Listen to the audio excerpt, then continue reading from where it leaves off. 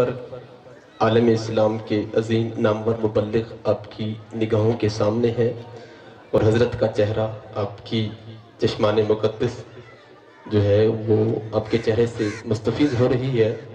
جن بندوں کا سینہ مدینہ بنا ہوا ہے وہ ہاتھوں کو اٹھا کر ایک بار سنو ماشاءاللہ۔ ناتا جو تیری گلی سے جوڑ لیتے ہیں، ناتا جو تیری گلی سے جوڑ لیتے ہیں، ذرا عالم تخیل میں مدینے کی طرف چلتے ہیں۔ ناتا جو تیری گلی سے جوڑ لیتے ہیں، ناتا جو تیری گلی سے جوڑ لیتے ہیں، وہ تعلق دنیا سے توڑ لیتے ہیں۔ اور کعبہ بنتا ہے اسی سمت اظہر، زلفیں جدھر کو محمد موڑ دیتے ہیں، زلفیں جدھر کو محمد موڑ دیتے ہیں۔ اور پھولوں کی نظر تیرے پسینے کی طرف ہے، قرآن کا زینہ بھی تیرے سینے کی طرف ہے۔ کعبے میں گیا تو کھلا یہ راز ناصر، کعبے کا اشارہ بھی مدینے کی طرف ہے۔ اور پھر میرے امام کی روح کو وجد آیا، آپ نے قلم کو اٹھایا، فرمایا حاجیو آؤ شہنشاہ کا روزہ دیکھو، کعبہ تو دیکھ چکے اب کعبے کا کعبہ دیکھو۔ غور سے سن تو رضا کعبے سے آتی ہے صدا، میری آنکھوں سے میرے پیارے کا روزہ دیکھو۔ دوستان محترم، میں بلا تاخیر آپ کے نعرے کی گونج میں امیر اسلام اور ادارت المصطفیٰ سے تشریف لائے ہوئے ہمارے معزز مہمان عزت مآب محترم جناب حضرت علامہ مولانا محمد حفیظ اللہ مصطفی صاحب سے التماس گزار کہ وہ اللہ اور اس کے رسول کا فرمان ہماری سماعتوں کے حوالے کر کے ہمارے قلوب اور اذہان کو منور فرمائیں۔ نعرہ تکبیر، ہاتھوں کو بلند کر کے نعرہ تکبیر، نعرہ رسالت، نعرہ خلافت، نعرہ حیدری، علماء اہل سنت۔ اللہ رب العالمین، بسم اللہ الرحمن الرحیم، والذی جاء بالصدق وصدق بہ، صدق اللہ العظیم۔ بڑی الصلاۃ والسلام علیک یا رسول اللہ وعلی آلک و اصحابک یا سیدی یا حبیب اللہ، الصلاۃ والسلام علیک یا رحمۃ للعالمین وعلی آلک و اصحابک یا سیدی یا حبیب اللہ۔ تمام تعریف و توصیف، حمد و ثنا اللہ جل مجدہ الکریم کی ذات بابرکات کے لیے جو تمام جہانوں کا پالنے والا ہے۔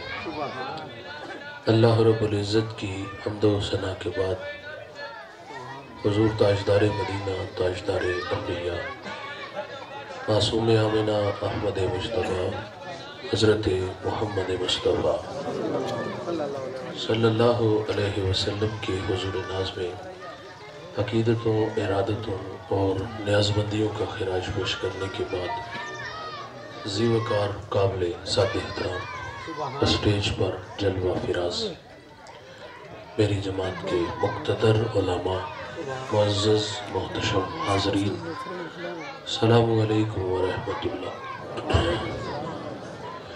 چند باتیں آپ کے گوش گزار کر کے گفتگو سمیٹ لوں گا۔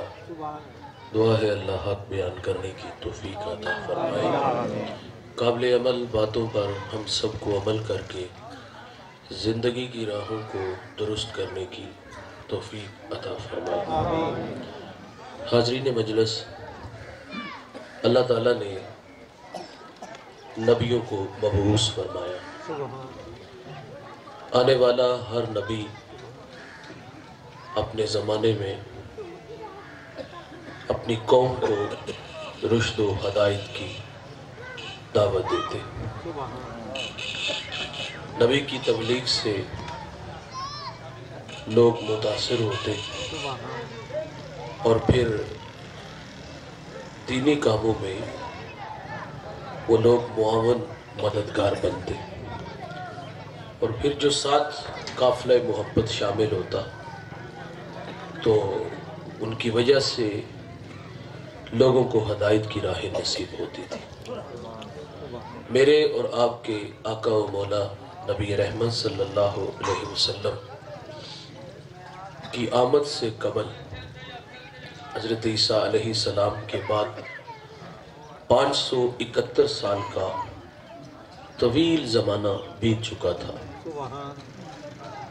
اس وقت حالات کیا تھے؟ پورا جزیرہ عرب ضلالت و گمراہی میں ڈوبا ہوا تھا۔ اس وقت اخلاقی قدریں زوال پذیر تھی۔ لوگ ایک خدا کو چھوڑ کے در در کے دھکے کھا رہے تھے۔ آقا تشریف لاتے ہیں اور مکہ کے گٹا ٹوپ اندھیروں میں توحید کا چراغ جلاتے ہیں۔ پھر اتنے اجالے انوار اترتے ہیں کہ جو لوگ در در پہ دھکے کھا رہے تھے، آقا کی صدائے دل نواز نے انہیں کھینچ کے ایک خدا کے آگے جھکنا سکھا دیا۔ وہ کیا سید سلیم گیلانی نے کہا تھا کہ زیست یخ بستہ تھی تاریک نہا خانوں میں، ایک کرن پھوٹی اجالا ہوا ایوانوں میں، زہر آلود فضائیں تھی نمو سے آری، آپ آئے تو بہار آ گئی ویرانوں میں، کس نے اللہ سے ٹوٹا ہوا رشتہ جوڑا، ان سا محسن نہ فرشتوں میں نہ انسانوں میں۔ حضور آئے تو ہر طرف اجالے انوار کرم کی برکھا برسی، مکہ کے اندھیروں میں قولوا لا الہ الا اللہ تفلحوا کی صدا گونجتی ہے۔ اور میرے کریم آقا جب میدان عمل میں ہے تو تنے تنہا ہے۔ وہ کیا کسی نے خوب کہا تھا کہ میں اکیلا ہی چلا تھا جانب منزل، مگر لوگ ملتے گئے کارواں بنتا گیا۔ جب لا الہ کی دعوت لے کے نکلے تو سب سے پہلے جس شخص نے ایمان قبول کیا، جو دینی کاموں میں حضور کے پہلے معاون مددگار بنے، جب حضور نے لا الہ کی دعوت دی تو سب سے پہلے ایمان لانے والے کون تھے؟ بہت بڑا نام ہے یار، وہ اس امت کے پہلے صوفی بھی ہے، صحابی بھی ہے، وہ راست رو بھی ہیں، راست گو بھی ہے، وہ معاملات دنیا کو سلجھانے کا ڈب اور سلیقہ بھی جانتے ہیں۔ میرے نبی اس جوان کی تعریف کرتے ہیں، فرمایا میں نے جس کو بھی دین دیا اس نے تعامل سے تردد سے کام لیا، لیکن فرمایا ابو بکر وہ جوان ہے، میں نے اس کو دین دیا، اس نے جھولی میں ڈال لیا۔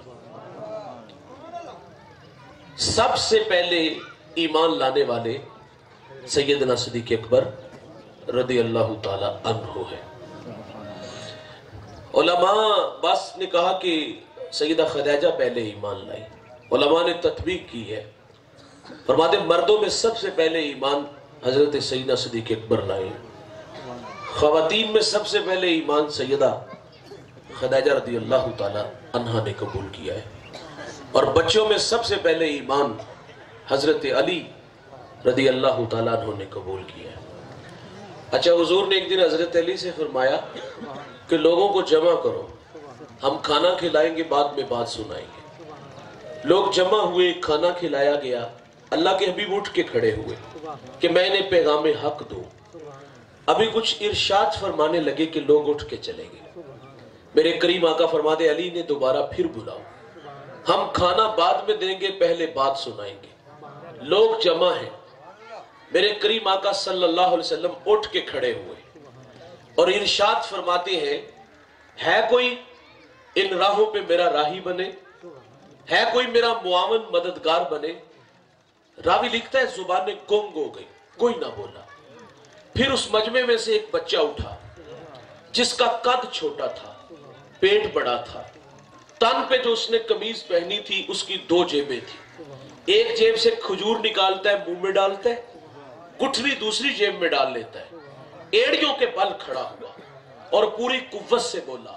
حفیظ جلندری اس بچے کے جذبوں کو بیان کرتا ہے، اس نے کہا میں اس بری بزم میں یہ اعلان کرتا ہوں، خدا کے اس نبی پر جان و دل قربان کرتا ہوں۔ یہ قوم کی قسمت تھی، انہوں نے کہا لو ایک بھائی نبی اور ایک بھائی امتی بن گیا۔ بچوں میں سب سے پہلے ایمان حضرت علی نے قبول کیا، اور جو آزاد غلام تھے ان میں سب سے پہلے ایمان حضرت زید بن حارثہ रदी अल्लाह तआला अन्हु ने कबूल किया है। और गुलाम इब्ने गुलाम जो थे उनमें सबसे पहले ईमान कौन लाए? हजरत बिलाल हबशी रदी अल्लाह तआला अन्हु। तो सबसे पहले हुजूर पे ईमान लाने वाली शख्सियत का नाम क्या है? अबू बकर है। बेपनाह मेरे रसूल से मोहब्बतें थी यार, और दीन के लिए, इस्लाम के लिए जो हजरत अबू बकर की खिदमत है उनकी कोई मिसाल नहीं दे सकता। और आपका एजाज भी है कि आपकी 4 पुश्ते शर्फ सहाबियत से मुमताज हुई है। किसी सहाबी का ये एजाज नहीं है। आपकी 4 पुश्ते शर्फ सहाबियत से मुमताज हुई। और मेरे करीम आका क्या फरमाते हैं? मैंने दुनिया में सबको सिला दिया है, अबू बकर को सिला कयामत के दिन मेरा रब ही अता फरमाएगा। यहां थोड़ी सी तवज्जो चाहूंगा आप दोस्तों की। अपने बच्चों को सहाबा का प्यार सिखाया करो, अपने घरों में अबू बकर की बातें किया करो, अपने घरों में अहले बैत के तस्करे किया करो, सहाबा के तस्करे किया करो। अपने बच्चों को सिखा के जाओ कि हम दर वालों के भी खादिम हैं, हम घर वालों के भी खादिम हैं। ऐसे बदबख्त लोगों के पास बैठने से अपने बच्चों को बचाओ जो ये कहते कि 6 सहाबा के अलावा सब जहन्नमी है, मफाद परस्त थे, हक गस्म किया गया। ऐसे फितना परवर लोगों से अपनी नस्लों को बचाओ जो ये कहते हैं कि मुझे अबू बकर का नाम लेने से जुबान गंदी होती है। माजरत से कहूंगा ऐसे नालायक लोग हैं। ऐसे भी है जो कहते हैं मुझे अपनी उम्र से इसलिए नफरत है कि इसका नाम उम्र है। यार कभी आपने बचपन में सहाबा का प्यार सिखाया होता ना, तो कोई नालायक सहाबा को गाली देता, अबू बकर को गाली देता, तो वो गुत्ती से जुबान खींचता कि मेरी मां तो बचपन में सिखा गई है, अबू बकर वो है। रसूलुल्लाह फरमाते सबको सिला दिया है, अल्लाह कयामत के दिन अबू बकर को खुद सिला अता फरमाएगा। मेरी मां तो बता के गई है जन्नत के 8 दरवाजे खोल दिए जाएंगे, अबू बकर को इख्तियार होगा, उसका जिस दरवाजे से जी चाहेगा उस दरवाजे से दाखिल हो जाएगा। ये अपनी नस्लों को सिखा के जाओ। पहली माएं सिखाती थी ना, आज तो नहीं सिखाते हम। टीचर सवाल करते हैं बच्चों से, बड़े होकर क्या बनोगे? किसी ने कहा डॉक्टर, किसी ने कहा इंजीनियर, और एक बच्चा कहता है मैं बड़ा होकर सहाबी रसूल बनूंगा। अच्छा झटका लगा यहां ना जोरदार। कहा बेटे सहाबी तो वो होता है जिसने हुजूर का जमाना पाया हो, तू तो 14 सदियों के फासले पे खड़ा है, लेकिन बता तेरे दिल में ये शौक कैसे पैदा हुआ? तो वो बच्चा कहता है कि मेरी माँ कहती कि बेटा, हाँ वो बच्चा कहता है मेरी माँ मुझे रोजाना सोने से पहले एक सहाबी रसूल का वाकया सुना के सोती है। तो शौक क्या पैदा हुआ? मैं बड़ा होकर सहाबी बनूं। मंसूर अलवी एक बहुत बड़ा राइटर गुजरा है, वो कहता मैंने एक बच्चे से पूछा कि तू बड़ा होकर क्या बनेगा? तो वो कहता मैं बड़ा होकर नूरुद्दीन जंगी बनूंगा। ये नस्लों को सिखाना पड़ेगा, असलाफ का प्यार देना पड़ेगा। कहता मैं बड़ा होकर नूरुद्दीन जंगी बनूंगा। आप जानते हो नूरुद्दीन जंगी को? हुजूर ख्वाब में मिले, इरशाद फरमाया कि 2 चत कब्रे कुत्ते मेरी तरफ बढ़ रहे, रास्ता रोको। उठे मुसल्ले पे बैठ के रोने लगे, अल्लाह खैर करे मदीने में क्या होने जा रहा है। हुजूर दूसरे दिन फिर मिले, फरमाया वो मेरी तरफ बढ़ रहे हैं तड़प के। तीसरे दिन मिले तो दौड़ लगा दी। 20 दिन का सफर 16 दिनों में किया। वो शक्लें जो मेरे रसूल ने ख्वाब में दिखाई उन्हें ढूंढ करके वासले नार किया।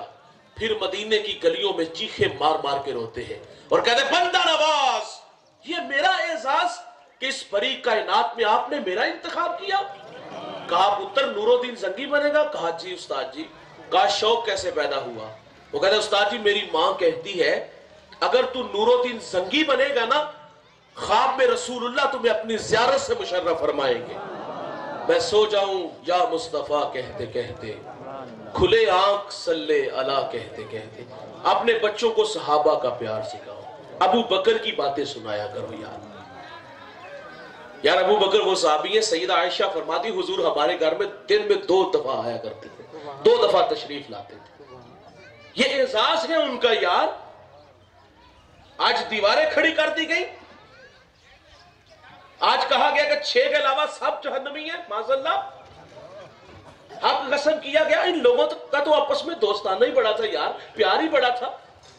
हजरत अली रज़ी अल्लाह तआला अन्हु फरमाते मैं एक शब सोया और ये حضرت عمر فاروق کا دور تھا. فرماتے خواب کیا دیکھتا ہوں, میری آنکھ لگی اور میں نے خواب دیکھا کہ مسجد نبوی میں فجر کی اذان ہوئی ہے اور ہم مسجد میں آئے ہیں. اللہ کے رسول صلی اللہ علیہ وسلم نے 2 مخصوص صورتیں تلاوت کی, سلام پھیرا تو کوئی کھجوریں لے کر کے آ گیا. یہ خواب کی بات سنا رہے ہیں. اللہ کے حبیب صلی اللہ علیہ وسلم نے سب کو ایک ایک دی. کہتے مجھے بھی دی. فرماتے میں نے کھائی تو بڑی مزیدار تھی. کہتے جی چاہا کہ ایک اور حضور سے مانگ لوں, لیکن ادب مانے تھا, خاموش ہو گیا. کہتے خواب میں کھجور کھا رہا تھا کہ آنکھ کھل گئی. جب آنکھ کھلتی ہے تو کھجور کا ذائقہ میری زبان پہ موجود ہوتا ہے. بھائی جان آپ کسی کی خواب میں آئیں, میں کسی کی خواب میں آؤں, صبح اٹھیں گے تو خواب ہی ہوگی, نہ آپ کو پتا ہوگا نہ مجھے پتا ہوگا. لیکن حضور کسی کی خواب میں آ جائے نا, گمان نہیں حقیقت میں تشریف لاتے ہیں. بھائی جان خواب میں آپ کسی کو کچھ دو یا میں کسی کو کچھ دوں تو صبح اٹھیں گے تو وہ خواب ہی ہوگی, حقیقت میں نہیں ہو گیا. اچھے ہوٹلوں سے کھانا کھایا ہے, دوستوں میں بیٹھ کے کھانا کھایا ہے, صبح اٹھیں گے تو پیٹ بھریں گے, خالی ہوں گے. لیکن میرے رسول کسی کو خواب میں بھی عطا فرمائے تو وہ حقیقت میں ہی عطا فرماتے ہیں. بصیری نغمہ لکھتے ہیں نا, حضور خوش ہوتے ہیں, دستے شفا پھیرتے ہیں, صبح اٹھتے ہیں, خوشبوؤں کے قافلے بھی اترے تھے. جو خواب میں میرے رسول نے چادر عطا فرمائی تھی نا, صبح اٹھتے ہیں تو وہ سرانے موجود بھی ہوتی ہے.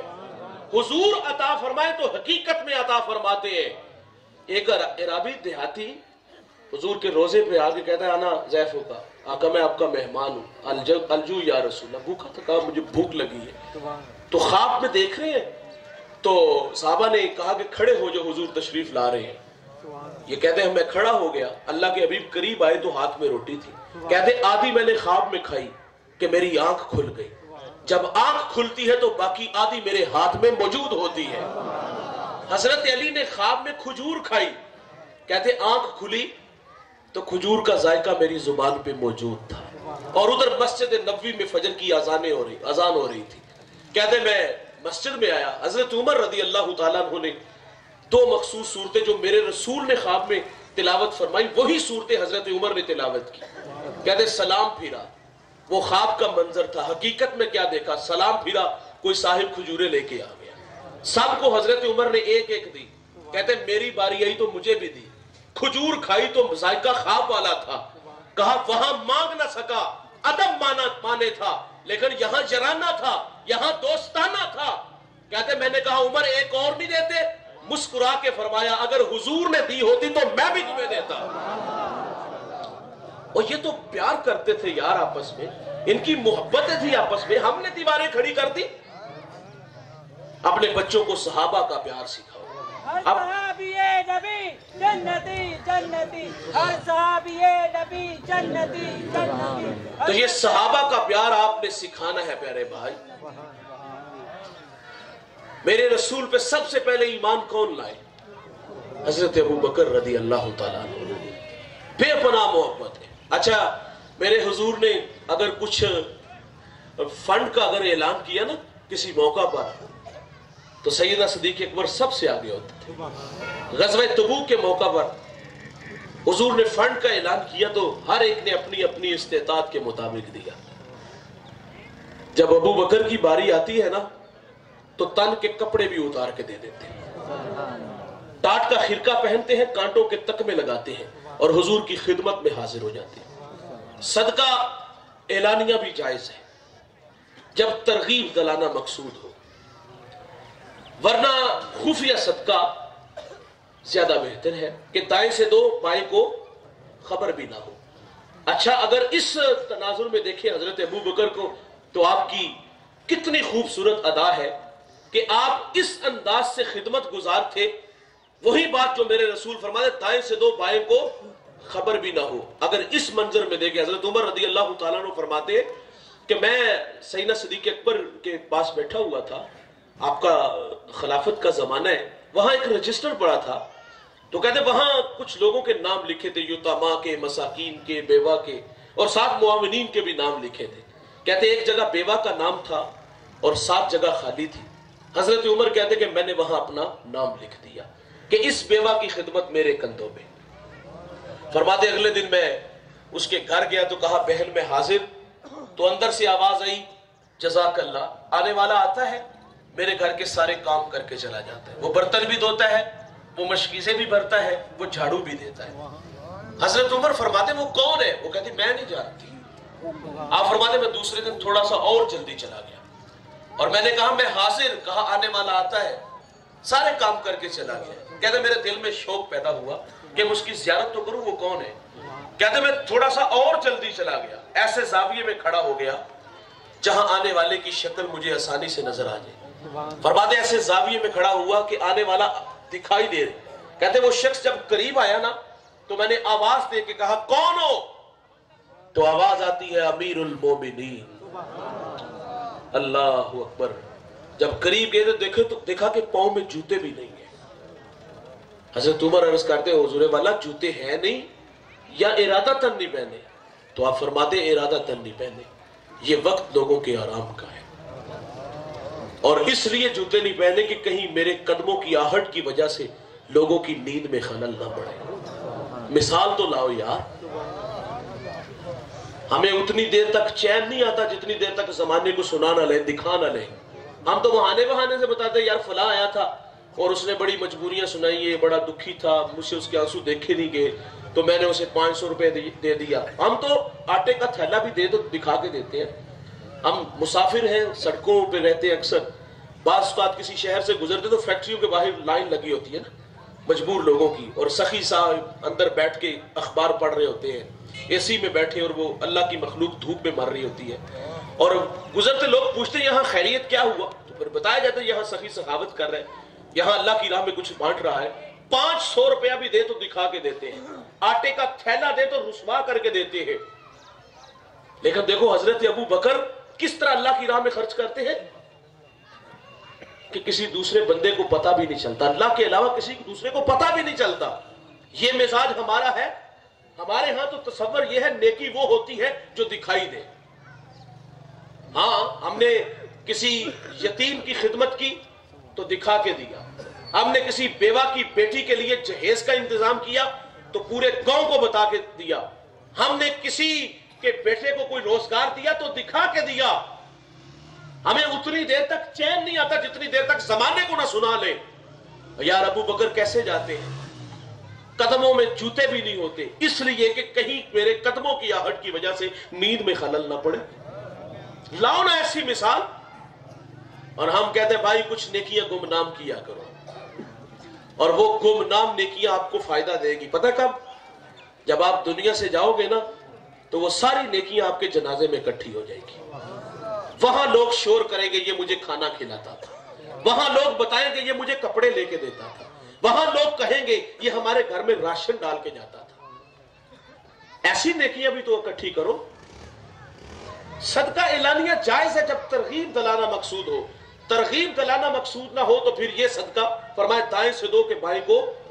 अगर इस मैदान में हजरत अबू बकर को देखे तो पांव में जूते भी नहीं पहनते, लेकिन जब एलानिया तरगीब दलाने को मेरे रसूल फरमाते हैं कि गज़वा तबूक के लिए अपनी तरफ से फंड पेश करो, हर एक ने अपनी अपनी इस्तेताद के मुताबिक दिया।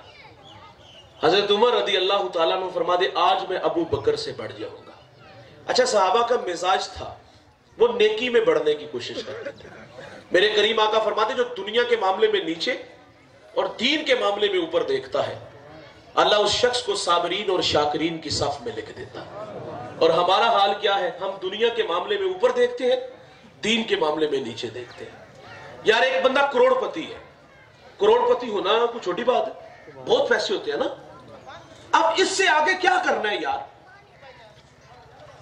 लेकिन उसके कदम नहीं टिक रहे, उसे तस्कीन नहीं मिल रही, वो फिर आगे देखता है, वो अरबपति को देखता है, वो आगे देखता है। वो भाई नीचे भी तो देखो ना। जब नीचे देखेंगे तो तस्कीन के काफले उतरेंगे। देखो एक बंदे का घर अपना है, जाती घर है, सामने 5 करोड़ का घर बना है, वो 5 करोड़ के घर को क्यों देखे यार? क्यों देखता है कि मेरी तो छत टपकती है, उसके घर में संगे मरमर लगा है, काश के मेरे पास भी इतना बड़ा घर होता। काश के वो ये कहता, काश के वो नीचे देखता कि मेरे साथ वाला पड़ोसी जो है वो किराए पे रहता है, ये मजदूर बेचारा पहले पूरा महीना उसका किराया इकट्ठा करता है, کبھی کرایہ نہ ہو تو دل ڈوبتا ہے کہ مالک مکان آ کے گالی دے گا، مالک مکان آ کے میرے گھر کا سامان نکال کے باہر پھینکے گا، جوان بیٹیاں کہاں لے کے میں گلی جو نا وہ دوسرے دیہاتوں میں جا کے رسوا ہوتا پھروں۔ کبھی بندہ نیچے دیکھے گا نا تو تسکین ملے گی۔ وہ ساغر نے کہا تھا نا، گھر شکستہ صحیح مگر اپنا تو ہے۔ بندہ نیچے دیکھے تو تسکین ملے گا۔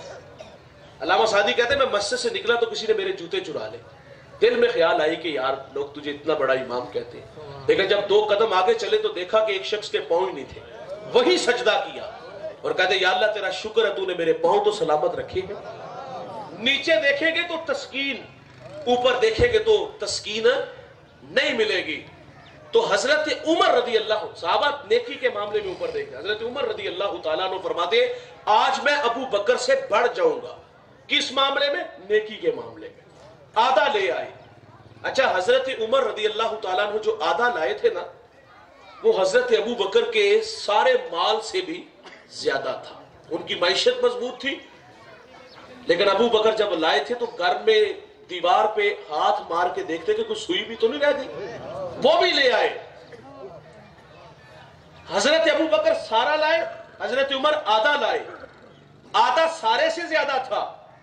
اللہ اکبر۔ اب جب شخصیات آ گئی تو وہاں سوال کیا ہوا؟ سوال بدل دیا گیا نا۔ اگر یہ سوال ہوتا کہ کتنا لائے ہو، ابو بکر کا سارا مال حضرت عمر کے آدھے مال سے زیادہ نہیں تھا۔ اگر یہ سوال ہوتا کیا لائے ہو، کتنا لائے ہو، تو پھر حضرت عمر کا مال زیادہ تھا۔ حضور نے سوال ہی بدل دیا، فرمایا گھر میں کیا چھوڑ آئے ہو؟ ہائے ہائے ہائے، فرمایا گھر میں کیا چھوڑ آئے ہو؟ عرض کرتے حضور جو گھر میں تھا وہ آپ کے قدموں میں۔ گھر بار کا مال حضور کے قدموں میں ڈھیر کرتے ہیں، خود ٹاٹ کا خرقہ پہنتے ہیں، کانٹوں کے تکوے لگاتے ہیں، حضور کی خدمت میں حاضر۔ یار یہ ادا اللہ کو پسند آئی۔ اللہ نے جبریل کو حکم دیا کہ جاؤ میرے محبوب سے، میرے محبوب کی چوکھٹ پہ حاضر ہو جاؤ۔ جب جبریل حاضر ہوئے نا تو حضور جبریل کو بھی اسی لباس میں دیکھتے ہیں، بوریے کا لباس ہے، اوپر کانٹوں کے وہ بٹن جس کو ہم کہتے ہیں تکمے لگائے ہوئے ہیں۔ تو حضور فرماتے آج کس ادا میں آ گئے؟ عرض کی آج کی ادا جو ابو بکر نے اپنائی ہے وہ اللہ کو بڑی پسند آئی ہے۔ ہاں میرے ہی اوپر کیا موقوف ہے، آج کا ٹاٹ کا خرقہ سلطنت سماویہ کا سرکاری لباس قرار ٹھہرایا ہے۔ یہ ہے اعزاز ابو بکر کا۔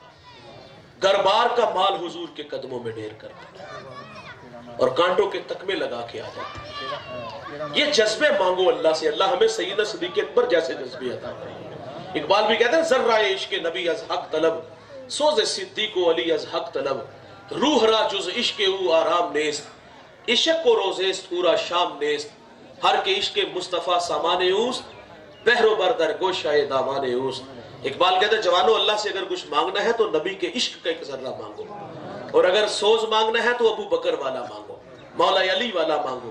کبھی اقبال کہتے ہیں مالک تڑپنے پھڑکنے کی توفیق دے، دل مرتضی سوز صدیق دے۔ یہ ہے سیدنا صدیق اکبر۔ یہاں میں ایک بات عرض کروں گا، انسان فطری طور پہ 4 چیزوں سے پیار کرتا ہے۔ کتنی چیزوں سے؟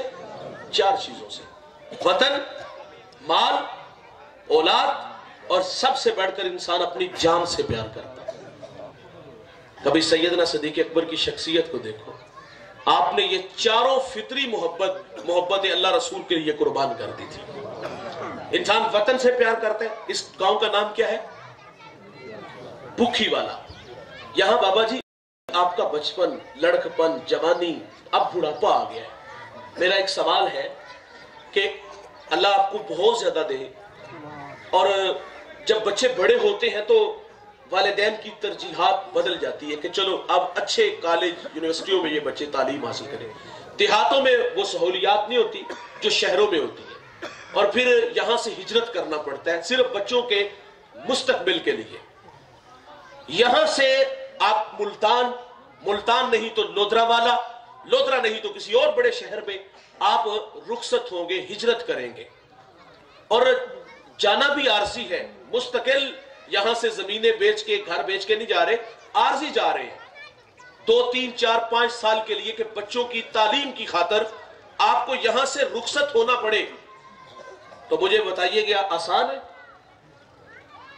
دیکھیں اس بستی سے لودرا جانا ہے، ہفتے میں 2 دفعہ آپ کے چکر بھی لگتے ہیں، آپ کے یہاں مویشی ہیں، یہاں کھیتی باڑی ہے، یہاں کاروبار ہے آپ کا، ہفتے میں 2-3 دفعہ آپ گاؤں بھی آتے ہو، لیکن جب اس گاؤں کو عارضی چھوڑ کر ملتان لودرا والا جاؤ تو گلیاں دے ککھ بھی روندے ہیں۔ ایسا ہی ہوتا ہے نا، جہاں بندہ رہے نا اس مٹی سے انسان مانوس ہوتا ہے۔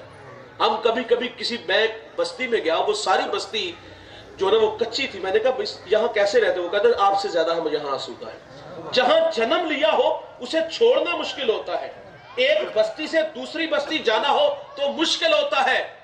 اور یار آپ ان پردیسی جوانوں سے پوچھو جو ویزا لگا کے 2-3 سال کے لیے دیارے غیر چلے گئے، ہزاروں میل دور ہم سے دور چلے گئے، کبھی ان سے پوچھو وطن کی محبت کیا ہوتی ہے۔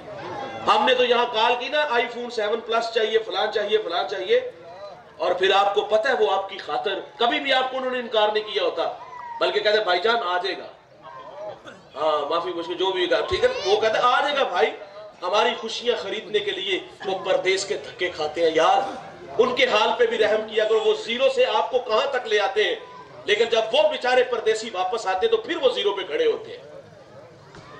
ہاں ایسے لوگوں کو دھکے دیے جاتے ہیں، اسے نظر انداز کیا جاتا ہے، تیرے کو بڑا کچھ ہے۔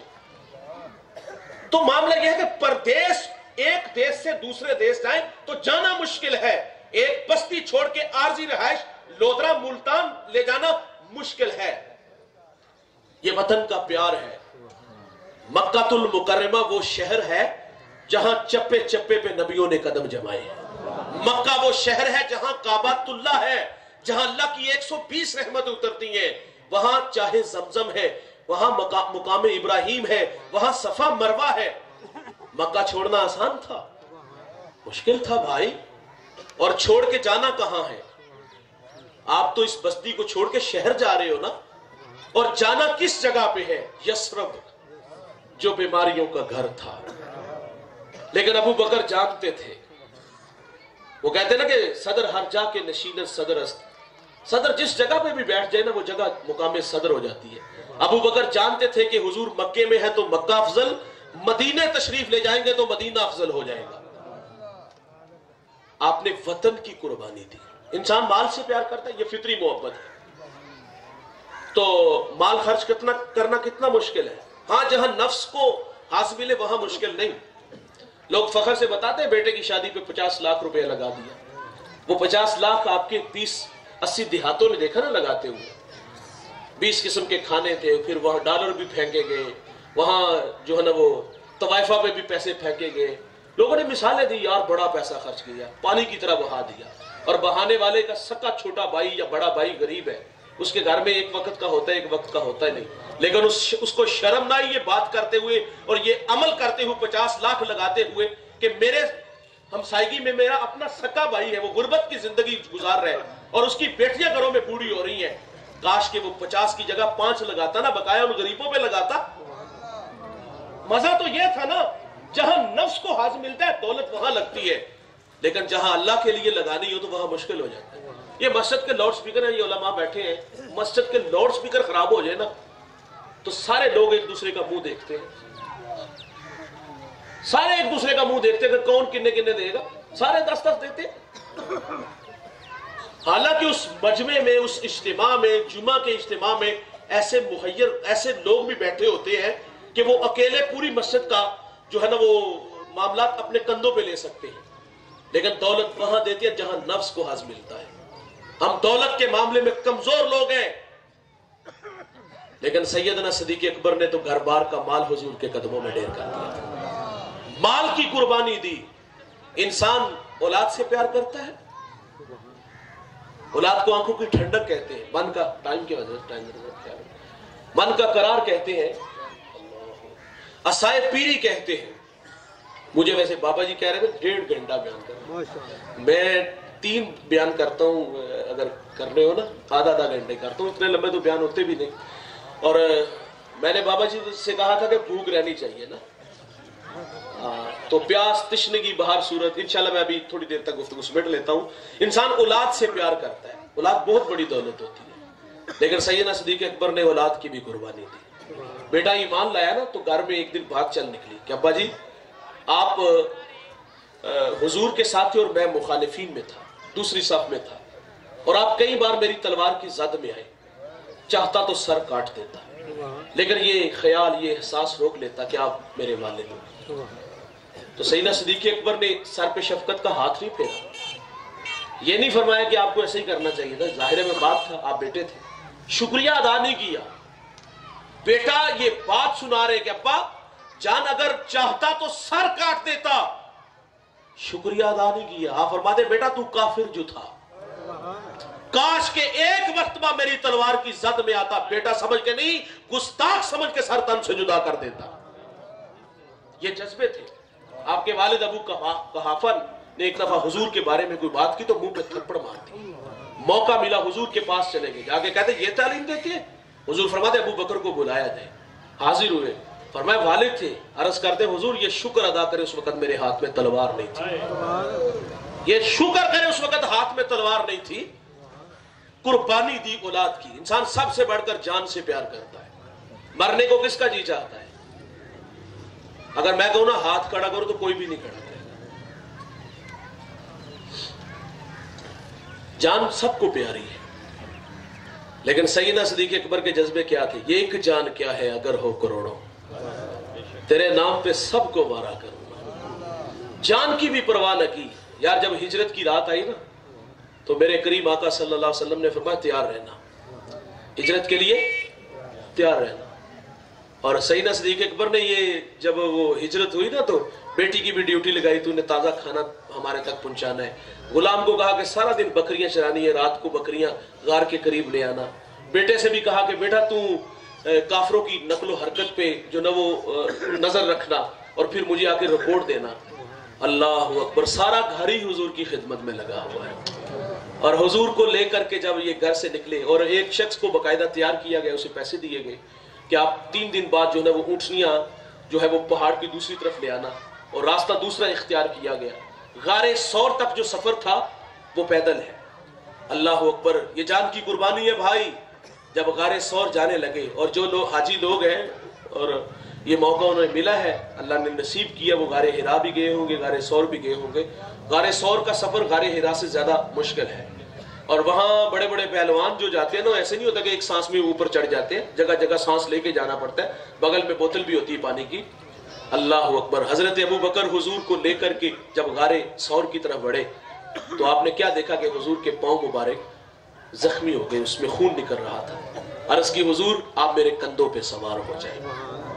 اللہ اکبر، اور پھر جب حضور کو کندھوں پہ سوار کیا نا تو سیدنا صدیق اکبر رضی اللہ تعالیٰ عنہ پورا پاؤں زمین پہ نہیں لگاتے تھے، بلکہ پنجوں کے ساتھ جو نا وہ آپ چلے تھے۔ اعلیٰ حضرت نے لکھا غالباً، آپ فرماتے ہیں کہ ایک ہی سانس میں آپ غار سور تک پہنچے تھے، یعنی کہ ایڑی بھی نہیں نیچے لگائی، حضور کو اپنے کندھوں پہ سوار کیا ہے اور ایک ہی سانس میں حضور کو اوپر لے گئے۔ اس لیے پنجوں کے اوپر چلے تاکہ کافروں کو پتہ نہ چلے، وہ قدموں کے نشان نہ پہچان لیں۔ اور جب غار سور تک پہنچے، حضرت ابو بکر کے پاس 4 چادریں تھیں، ایک چادر نیچے بچھا دی، عرض کی حضور تشریف رکھیے۔ اور اس غار میں امام راضی لکھتے ہیں 70 سوراخ تھے، تو سیدنا صدیق اکبر نے وہ چادریں اپنی پھاڑ کر کے ان سوراخوں میں دی، اور ایک سوراخ یا 2 سوراخ تھے وہ بچ کے، وہاں آپ نے اپنی ایڑیاں رکھ لی اور عرض کی کہ حضور تشریف لے آئیے۔ حضور غار میں تشریف لے آئے۔ اللہ اکبر، وہ سانپ آپ نے علماء سے سنا ہے، وہ بڑا پرانا، اس نے بھی میرے محبوب کے تذکرے سنے تھے، اور یہ سارے سوراخ اسی سانپ نے کیے ہوئے تھے، اس لیے کہ یہ تھا کہ میں کسی سوراخ سے حضور کی زیارت کر لوں گا۔ لیکن جب اس نے آ کے دیکھو شبوئے رسول سونگتا ہوا آیا نا تو اس نے دیکھا کہ وہاں تو آگے کپڑے ہیں اور ایک جگہ ابو بکر کی ایڑی ہے، وہاں آ کے سانپ نے اپنا منہ مارا، یہی کہا ہوگا کہ ابو بکر ایڑی پیچھے کرو۔ اللہ اکبر، لیکن کہا اب آج میری باری ہے۔ جب نانا پیچھے پاؤں کیا تو راوی کہتا ہے کہ وہاں اس نے 19 ڈنگ مارے۔ کتنے؟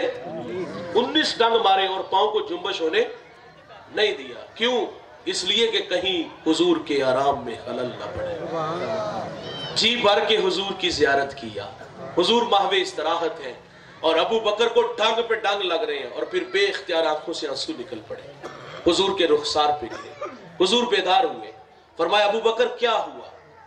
دیکھیے بھائی جان، ہنگامی حالات ہو نا خدا نخواستہ مسجد کے پڑوس میں کسی کا گھر ہو تو اچانک اس گھر میں چور آ جائے تو ان حالات میں بندہ آداب کو بھول جاتا ہے کہ میرے شیخ کا گھر ہے یا علامہ صاحب کا گھر ہے. وہاں حضرت علامہ مولانا فلاں صاحب نہیں کہا جاتا, وہاں اس حالت میں چور چور کی پکار دی جاتی ہے. ایسے ہی ہوتا ہے نا یار. ابو بکر کو سانپ نے ڈنگ مارا, ایک نہیں مارا 19 مارے, اور ڈنگ مارے پورے جسم پہ, وہ اس کا زہر تھا اس کا. تو ابو بکر اس موقع پر کیا کہتے؟ سانپ سانپ سانپ, تقاضا یہی تھا. لیکن یار ادب کے کرینوں کو نہیں بھولے. کیا کہتے ہیں؟ میری ماں اور میرا باپ آپ پہ قربان ہو جائے, مجھے سانپ نے ڈس لیا. اگر جان کی باری آئی تو جان دینے کے لیے بھی تیار ہے. مال کی باری ہے تو مال بھی قربان کیا, اولاد بھی قربان کی, وطن بھی قربان کیا. یار اتنا بڑا شخص ہے, آخری بات گفتگو سمیٹ لیتے ہیں, اتنا قداور شخص ہے جس کے بارے میں حضور فرمائے دنیا میں سب کو صلہ دیا ہے, اس کو ابو بکر کو اللہ صلہ عطا فرمائے گا. کبھی ان کا تقوی بھی دیکھو. آپ فرما دے کاش کہ میں ایک پرندہ ہوتا, ایک شجر سے اڑتا, دوسرے کی ٹہنی پہ بیٹھتا, تاکہ میں قیامت کے حساب سے بچ جاتا. کبھی کہتے کاش کہ میں ایک سوکھی ہوئی لکڑی ہوتا اور لوگ اس کو جلا دیتے, میں خاک کا ڈھیر بن جاتا. اللہ تعالیٰ سے دعا ہے اللہ ہمیں سیدنا صدیق اکبر رضی اللہ تعالیٰ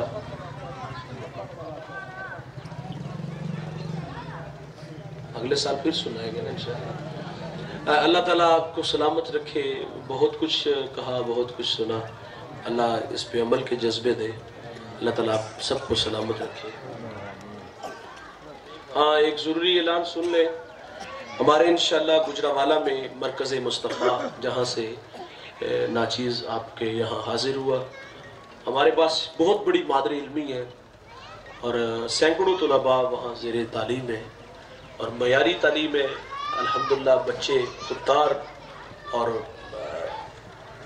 باوقار بن کر کے نکلتے اللہ کے فضل سے, اور بے نیازی کا درس اس جامعہ سے ملتا ہے, اور اللہ تعالیٰ قبول فرمائے. ہمارے وہاں سالانہ مصطفی اجتماع ہوتا ہے. اس سال انشاءاللہ 8 مارچ بروز اتوار صبح 10 بجے سے لے کر نماز عصر تک یہ پروگرام جاری رہے گا. تلاوت, نعت, مصطفی مبلغین کے خطابات ہوں گے. بعد عظیم پیرزادہ محمد رضا ثاقب مصطفی صاحب امیر اعلیٰ دارت المصطفیٰ آپ خطاب ارشاد فرمائیں گے. ہمارا پروگرام بامقصد ہوتا ہے, لوگوں کا وقت ضائع نہیں کرتے. بہت کچھ سیکھنے کو ملے گا, زندگی کی راہیں نصیب ہوں گی, عمل کے جذبے ملیں گے. تو آپ دوستوں سے گزارش ہے کہ نور و نگہت سے لبریز اس محفل نور میں تشریف لا کر اپنی سعادتوں کے حقدار بنیے گا. تو ہمارے یہاں قصبہ سے ایک دوست حضرت بھائی محمد حسین مصطفی صاحب, وہ ہمارے نمائندے ہیں, یہاں سے گاڑی جائے گی. تو آپ دوستوں سے گزارش ہے کہ آپ ان سے رابطہ کر لیں. تو ظاہر ہے کرایہ تو دینا ہی ہوگا نا. اللہ جہاں اتنے لگتے ہیں اللہ کی راہ میں بھی لگانے میں کوئی مشکل نہیں ہوگی. تو میری گزارش ہے کہ آپ تشریف لائیے گا. اللہ سے عمل کی جذبے. جی زیادہ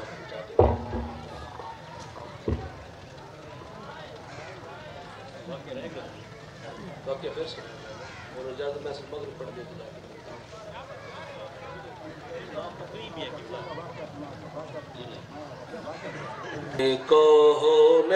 کونین سجانے کے لیے آ پائے, عزم کونین سجانے کے لیے آ پائے, بزم کونین سجانے کے لیے آ پائے, شمع توحید جلانے کے لیے آ پائے, شمع توحید جلانے کے لیے آ پائے, اور ایک پیغام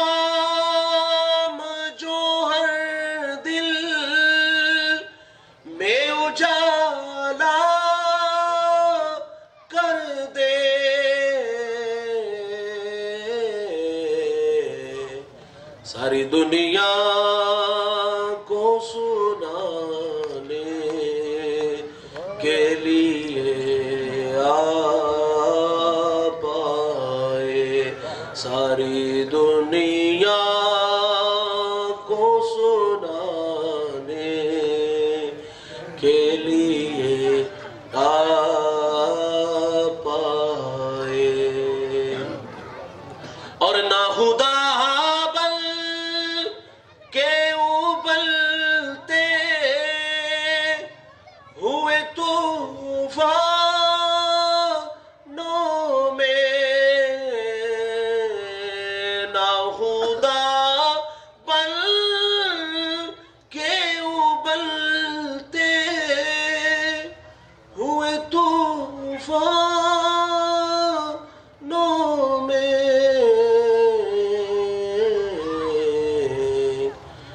کشتیاں پار لگانے کے لیے آپ آئے۔